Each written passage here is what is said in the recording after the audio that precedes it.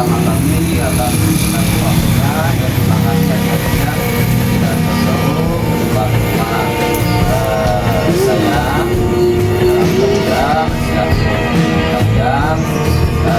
bisa membawa berkah untuk kita semuanya, amin ya rabbal alamin.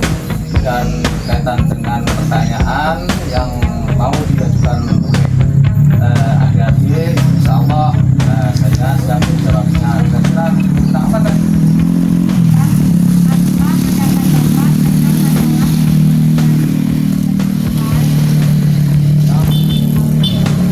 Pencemaran masalah plastik ya.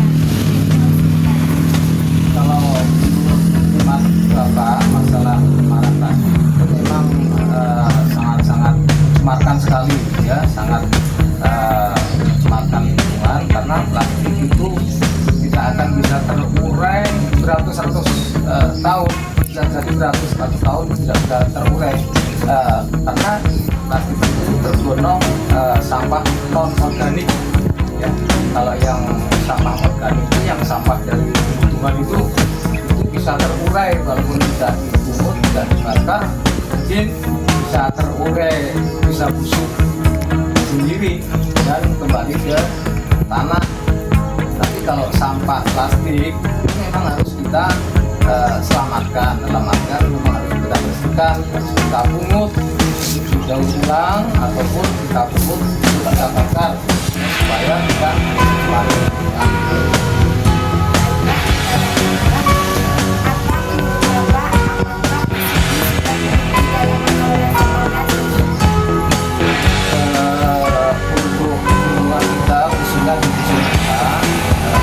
masalah pengelolaan sampah plastik. Alhamdulillah kalau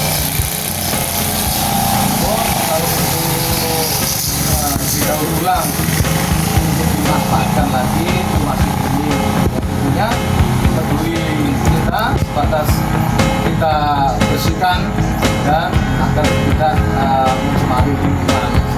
Tentunya alhamdulillah.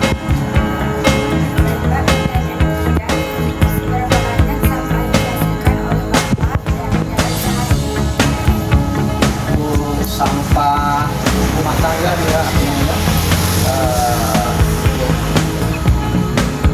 sampah rumah tangga itu kurang lebih. Kalau sampah yang organik atau sampah basah itu rata-rata dalam rumah itu sehari maksimal lah itu 1 kilo ya. Jadi ya kalau yang non organik dalam artian plastik seperti yang lain-lainnya itu mungkin cuma setengah kilo lah, karena kita minim menggunakan yang berkaitan dengan sampah. Kalau sampah organik ya karena kita berkaitan masalah sayur,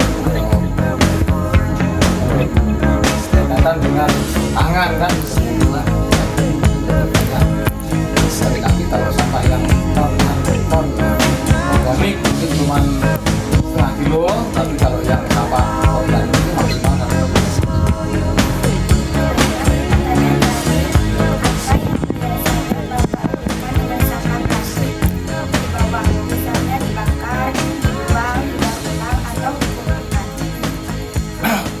Untuk menangani masalah sampah plastik, kebiasaan kita untuk sampah rumahan ya kita kumpulkan dan kita bakar seperti itu ya.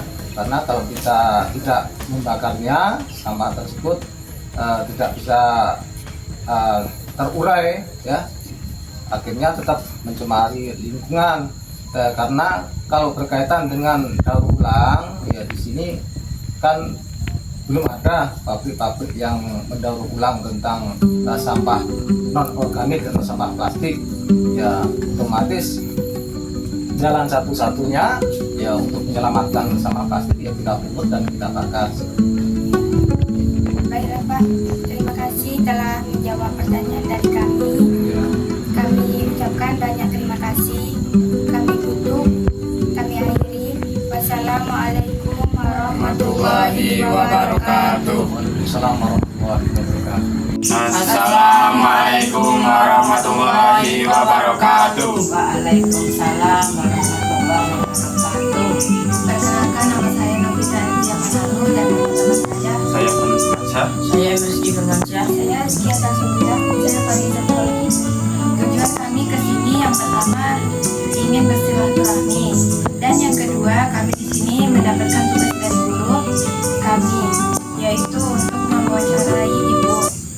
berkaitan dengan kebersihan lingkungan, khususnya tata kelola sampah rumah tangga. Apakah Ibu bersedia? Insya Allah bersedia. Pertanyaan pertama, Bu. Apakah Ibu memilah sampah plastik dengan sampah lain? Ya, itu saya lakukan untuk kebersihan lingkungan supaya sampah organik dengan sampah plastik bisa tersisih gitu kan. Sampah organik nanti bisa terurai dengan sendirinya, sampah plastik tidak bisa terurai.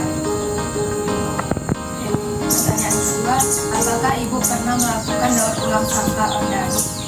Ya, di sampah organik bisa dibuat kompos, sampah rumah tangga bisa dibuat kompos untuk kemudian nanti bisa untuk pupuk tanaman, sayuran misalnya, buah-buahan. Yang ketiga, Bu, apa saja jenis sampah yang umumnya dihasilkan oleh rumah tangga?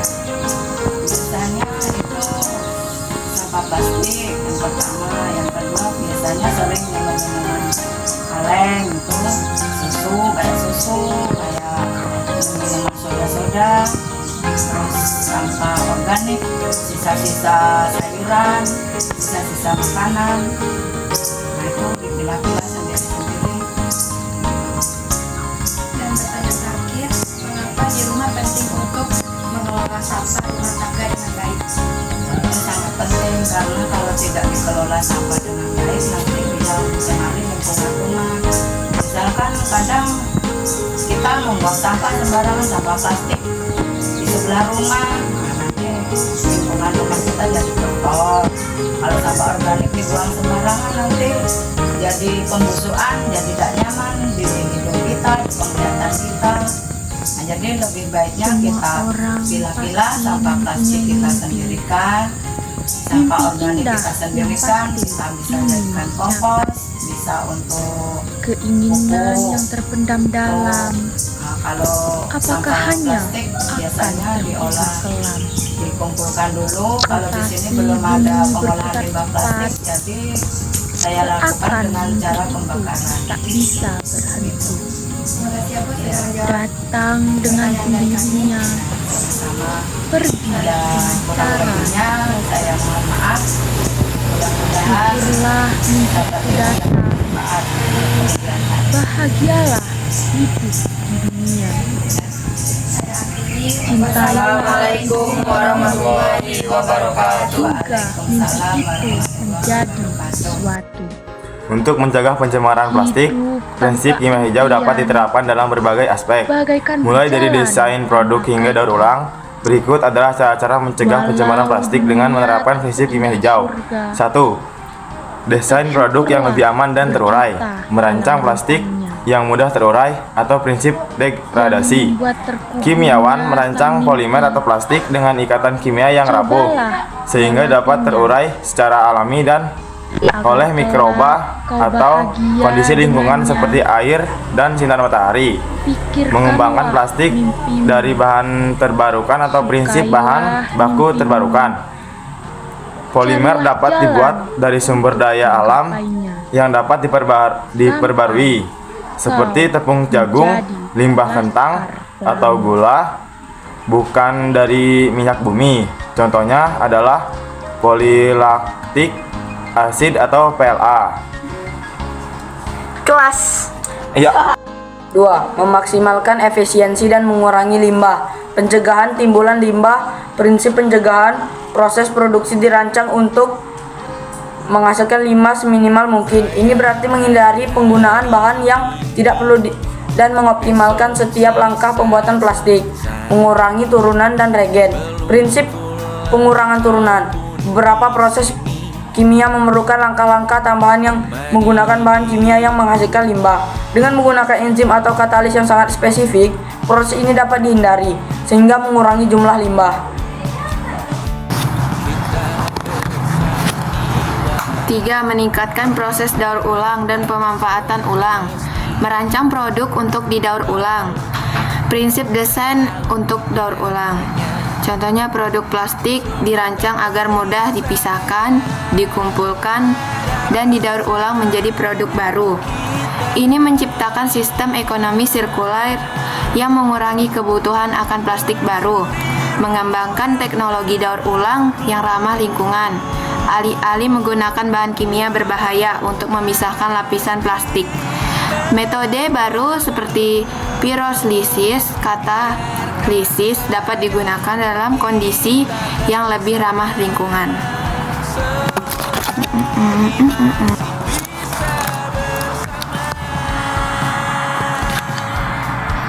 4. Menggunakan pelarut dan katalis yang lebih ramah lingkungan. Memilih pelarut yang lebih aman, prinsip pelarut dan zat tambahan yang lebih aman. Dalam proses pembuatan plastik, bahan kimia dan pelarut berbahaya dapat digantikan dengan alternatif yang lebih aman bagi manusia dan lingkungan seperti pelarut berbasis air atau senyawa non-toksik.